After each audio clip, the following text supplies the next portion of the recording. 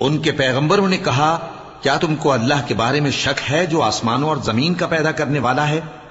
وہ تمہیں اس لیے بلاتا ہے کہ تمہارے گناہ بخشے اور ایک مدت مقرر تک تم کو مہلت دے۔ وہ بولے کہ تم تو ہمارے ہی جیسے آدمی ہو، تمہارا یہ منشا ہے کہ جن چیزوں کو ہمارے بڑے پوجتے رہے ہیں ان کے پوجنے سے تم ہمیں روک دو، تو اچھا کوئی کھلی دلیل لاؤ، یعنی معجزہ دکھاؤ۔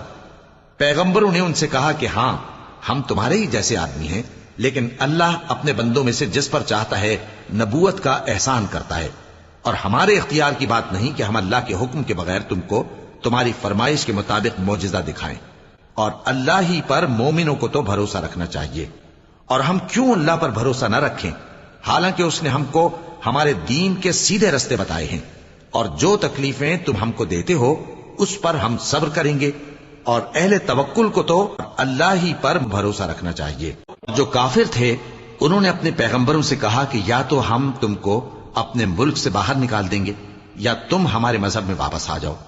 بس ان کے پروردگار نے ان کی طرف وحی بھیجی کہ ہم ظالموں کو ہلاک کر دیں گے اور ان کے بعد تم کو اس زمین میں آباد کر دیں گے۔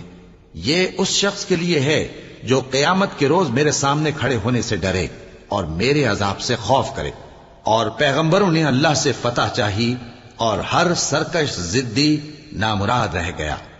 اس کے پیچھے دوزخ ہے اور اسے پیپ والا پانی پلایا جائے گا، وہ اس کو گھونٹ گھونٹ کر کے پیے گا اور گلے سے نہیں اتار سکے گا، اور ہر طرف سے اسے موت آ رہی ہوگی مگر وہ مرنے میں نہیں آئے گا، اور اس کے بعد سخت عذاب ہوگا۔ جن لوگوں نے اپنے پروردگار سے کفر کیا ان کے اعمال کی مثال راکھ کی سی ہے کہ آندھی کے دن اس پر زور کی ہوا چلے جو اسے اڑا لے جائے۔ اسی طرح جو کام وہ کرتے رہے ان پر ان کو کچھ قابو نہ ہوگا۔ یہی تو پرلے سرے کی گمراہی ہے۔ کیا تم نے نہیں دیکھا کہ اللہ نے آسمانوں اور زمین کو تدبیر سے پیدا کیا ہے؟ اگر وہ چاہے تو تم کو نابود کر دے اور تمہاری جگہ نئی مخلوق پیدا کر دے، اور یہ اللہ کو کچھ بھی مشکل نہیں۔